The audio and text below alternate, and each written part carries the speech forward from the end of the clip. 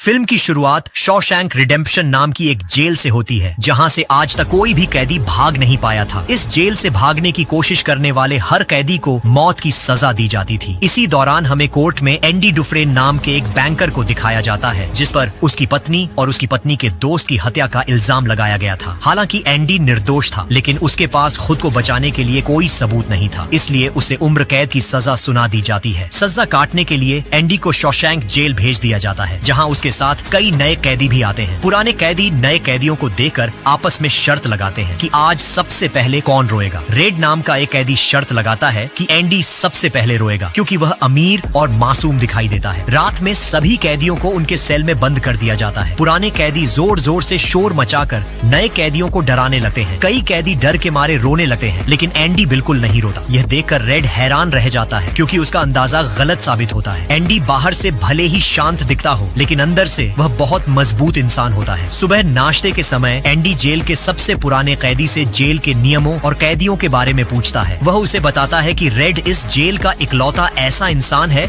जो बाहर से कुछ भी मंगवा सकता है। इसके बाद एंडी रेड से मिलने जाता है। रेड पहले ही साफ कर देता है कि वह कोई ऐसी चीज नहीं मंगवाएगा जिससे कोई जेल से भाग सके या किसी को नुकसान पहुंचा सके। एंडी रेड से एक छोटी हथौड़ी मंगवाना चाहता है। वह भरोसा दिलाता है कि इसका इस्तेमाल किसी को मारने के लिए नहीं करेगा। रेड उसे चेतावनी देता है कि जेल में दुश्मन बहुत जल्दी बन जाते हैं। सच में कुछ पुराने कैदी एंडी पर नजर रखने लगते हैं और एक दिन उसे एक सुनसान जगह पर ले जाकर उसके साथ ज्यादती करते हैं। एंडी यह सब चुपचाप सहता रहता है, न किसी से शिकायत करता है और न ही बदतमीजी करता है। कुछ समय बाद रेड ब्रुक्स नाम के बूढ़े कैदी के जरिए एंडी तक हथौड़ी भिजवा देता है। एंडी को इसकी जरूरत क्यों थी, ये उस वक्त नहीं दिखाया जाता। वक्त गुजरता रहता है और एंडी बार बार उन कैदियों का शिकार बनता रहता है। करीब 2 साल बाद जेल में छत पर काम करने के लिए कुछ कैदियों को चुना जाता है, जिनमें एंडी भी शामिल होता है। काम के दौरान एंडी एक ऑफिसर की बातें सुनता है, जो अपनी पत्नी की वजह से टैक्स की परेशानी में होता है। तभी एंडी उसे बताता है कि अगर वह सही तरीके से कागजी कार्रवाई करवा ले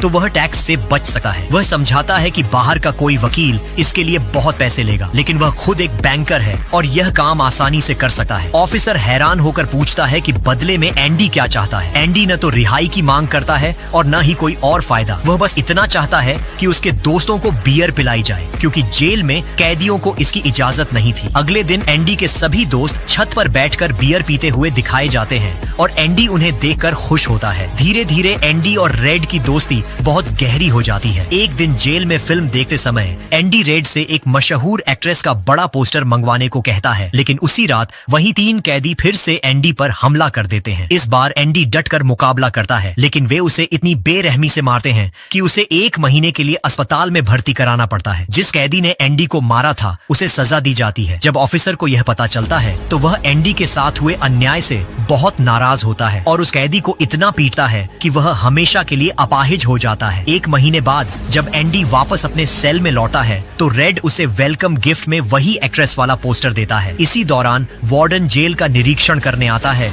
और एंडी के सेल की तलाशी लेता है, लेकिन कुछ भी नहीं मिलता। एंडी के हाथ में सिर्फ एक बाइबल होती है, जिसे वार्डन देकर वापस लौटा देता है। असल में वार्डन एंडी से मिलना चाहता था, क्योंकि उसे पता चल चुका था कि एंडी ने किस तरह ऑफिसर का टैक्स वाला काम संभाला था। वार्डन अब अपने गैर कानूनी पैसों के हिसाब किताब के लिए भी एंडी की मदद लेना चाहता है। वह एंडी को जेल की लाइब्रेरी का इंचार्ज बना देता है। इसके बाद जेल के कई अधिकारी अपने मुश्किल काम एंडी से करवाने लगते हैं। एंडी पूरे जेल में मशहूर हो जाता है और उसे एक असिस्टेंट की जरूरत पड़ती है, जिसके लिए वह रेड को चुनता है। इसी बीच ब्रुक्स नाम का सबसे बूढ़ा कैदी, जो एंडी और रेड का अच्छा दोस्त होता है, जेल से रिहा होने वाला होता है। वह बहुत उदास होता है, क्योंकि उसने अपनी जिंदगी के 50 साल इसी जेल में गुजार दिए होते हैं और अब बाहर की दुनिया से डरता है। वह जानबूझकर एक कैदी को नुकसान पहुंचाने की कोशिश करता है, ताकि उसे फिर से जेल में ही रखा जाए, लेकिन फिर भी उसे रिहा कर दिया जाता है। आखिरकार ब्रुक्स को मजबूरन जेल से बाहर की आजादी भरी लेकिन अकेली और कठिन जिंदगी जीने के लिए भेज दिया जाता है। लेकिन इतने सालों बाद मिली आजादी ब्रुक्स को बिल्कुल भी अच्छी नहीं लगती। बाहर की दुनिया उसे डराने लगती है। दुनिया उसकी सोच से कहीं ज्यादा तेज हो चुकी होती है और इस बदली हुई रफ्तार में वह खुद को बिल्कुल बेबस महसूस करता है। धीरे धीरे उसका डर इतना बढ़ जाता है कि एक दिन वह आत्महत्या कर लेता है। मरने से पहले वह एंडी और रेड के नाम एक खत लिखता है। जब यह खत एंडी और रेड तक पहुंचता है तो दोनों बहुत दुखी हो जाते हैं। इधर जेल में हमें दिखाया जाता है कि वार्डन एक नया फैसला लेता है। वह कैदियों को बाहर ले जाकर काम करवाने लगता है, जिससे वह बहुत सारा पैसा कमाता है। लेकिन यह पैसा पूरी तरह से ब्लैक मनी होता है, जो वह कैदियों से जबरन काम करवा कर कमाता है। इस ब्लैक मनी को छुपाने के लिए वार्डन एक चाल चलता है। वह सारे पैसे एक ऐसे आदमी के नाम पर जमा करवाता है जो मर चुका होता है। इस तरह कागजों में उसकी कोई ब्लैक मनी नहीं दिखती और कानूनी तौर पर उस पर कोई केस भी नहीं बनता। कुछ समय बाद कहानी में एक जबरदस्त ट्विस्ट आता है। टॉमी नाम का एक नया कैदी एंडी को उसकी बेगुनाही का सबूत देता है। टॉमी बताता है कि वह पहले चोर था और उसके दोस्त भी चोरी करते थे। एक दिन उसके दोस्त ने उसे बताया था कि उसने एक औरत और उसके प्रेमी की हत्या की थी। बाद में उसे पता चला कि उस मर्डर का इल्जाम एक बड़े बैंकर पर लगा दिया गया था। टॉमी यह सब बताते हुए बहुत दुखी हो जाता है। वह कहता है कि उसे यह सब बातें पहले से पता थी, लेकिन उसने अपने दोस्त को बचाने के लिए कभी गवाही नहीं दी। एंडी के केस के बारे में उसे बहुत बाद में पता चला, जब एंडी को सजा भी सुनाई जा चुकी थी। यह सब सुनकर एंडी के होश उड़ जाते हैं। आखिरकार उसकी बेगुनाही का सबूत सामने आ चुका होता है। अब वह जेल से बाहर जा सकता था। एंडी यह बात वार्डन तक पहुंचाता है और टॉमी से सच्चाई की पुष्टि भी करवाई जाती है। टॉमी साफ कहता है कि वह अदालत में जाकर एंडी के लिए गवाही देने को तैयार है। यह खबर धीरे धीरे पूरी जेल में फैल जाती है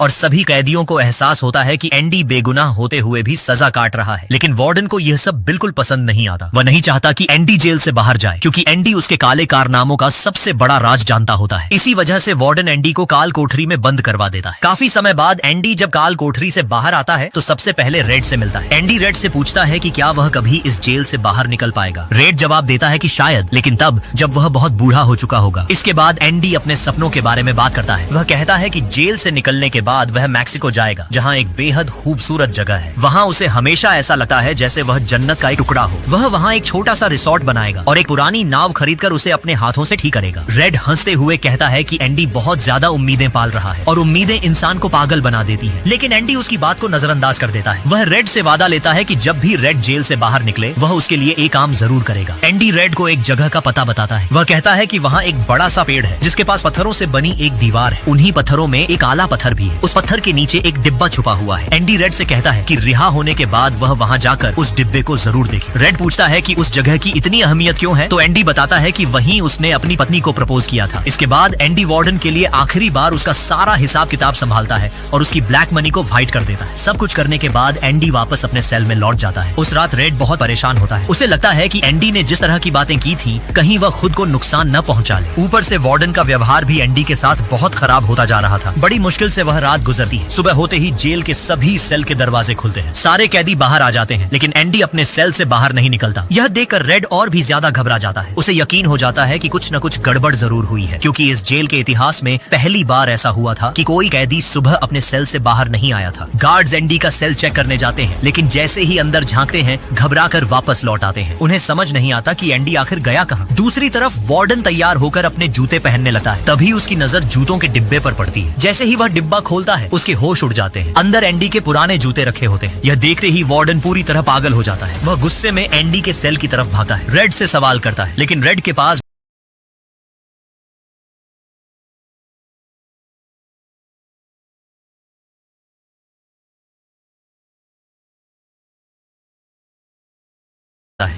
पास भी कोई जवाब नहीं होता। वार्डन चिल्लाने लगता है कि कोई इंसान ऐसे ही हवा में उड़कर गायब नहीं हो सकता। न ही उसे आसमान खा सकता है और न ही जमीन निगल सकती है। गुस्से में वह सेल में पड़े हुए सामान को उठाकर फेंकने लगता है। वह दीवार पर पत्थर मारता है। तभी एक पत्थर दीवार से टकराकर नीचे गिरने की बजाय एक पोस्टर को फाड़ देता है। जैसे ही पोस्टर हटता है, सबके सामने एक बड़ा सा सुरंग नुमा रास्ता दिखाई देता है। यह देखकर रेड हैरान और परेशान हो जाता है। उसे तुरंत समझ आ जाता है कि एंडी ने यह सब उसी छोटी सी हथौड़ी से किया होगा। एंडी हमेशा से उसकी सोच से कहीं ज्यादा आगे था। अब कहानी एंडी की तरफ जाती है और दिखाया जाता है कि वह जेल से बाहर कैसे निकला। एंडी रोज चुपचाप उसी छोटी हथौड़ी से दीवार को थोड़ा थोड़ा काटता रहता था। वह यह काम इतनी सफाई और धैर्य से करता था कि किसी को शक तक नहीं होता। दीवार से निकलने वाली मिट्टी को वह वहीं नहीं छोड़ता, बल्कि अपनी जेबों में भरकर जेल के आंगन में टहलते हुए धीरे धीरे फैला देता था। धीरे धीरे उसकी मेहनत रंग लाती है और वह एक पूरी सुरंग बना लेता है। उधर वार्डन अब भी एंडी को ढूंढने की कोशिश करता रहता है। जेल के बाहर हर जगह तलाशी ली जाती है, लेकिन एंडी कहीं नहीं मिलता। सिर्फ कुछ चीजें मिलती हैं, वही छोटी हथौड़ी और एंडी के पुराने कपड़े। असल में एंडी ने आखिरी दिन बहुत चालाकी से सब कुछ प्लान किया था। वार्डन के जितने भी गैर कानूनी सबूत थे, एंडी उन्हें अपने साथ ले चुका था। जाते समय उसने जानबूझकर अपनी बाइबल वार्डन के केबिन में छोड़ दी थी, ताकि किसी को शक न हो। यही वजह थी कि उसने अपने पुराने जूते वार्डन के जूते के डिब्बे में रख दिए थे। उस रात एंडी ने सबके सो जाने का इंतजार किया। जैसे ही लाइट्स बंद हुई, उसने छोटी सी टॉर्च जलाई और सुरंग के रास्ते बाहर निकलना शुरू किया। हालांकि सुरंग उसे सिर्फ सेल से बाहर निकालती थी, जेल से भागना अभी बाकी था। बाहर पहुंचकर एंडी एक सीवर होल खोलता है। वहां से उसे एक बहुत लंबी और गंदी सीवर लाइन से होकर निकलना पड़ता है। बदबू, अंधेरा और गंदगी सब कुछ सहते हुए वह कई किलोमीटर तक रेंगता रहता है। आखिरकार तमाम मुश्किलों के बाद एंडी उस सीवर से बाहर निकल आता है। इस तरह वह शॉशैंक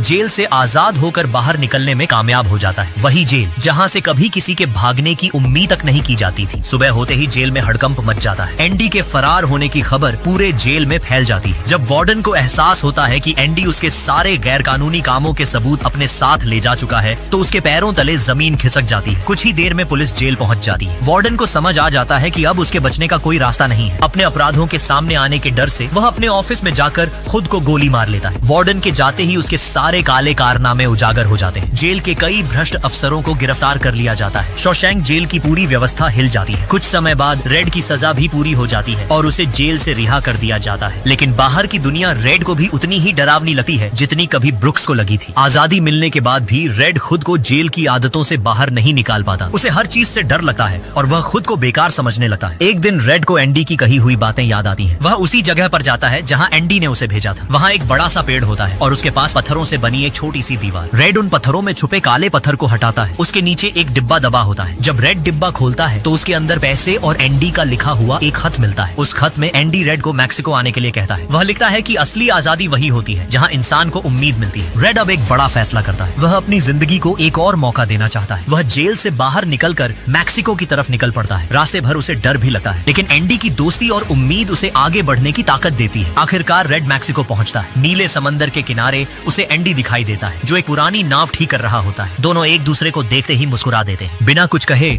उनकी आंखें ही सब कुछ बयां कर देती हैं। कई सालों की कैद, दर्द और तकलीफों के बाद दोनों दोस्त आखिरकार आजाद होते हैं। यही कहानी हमें सिखाती है कि उम्मीद सबसे बड़ी ताकत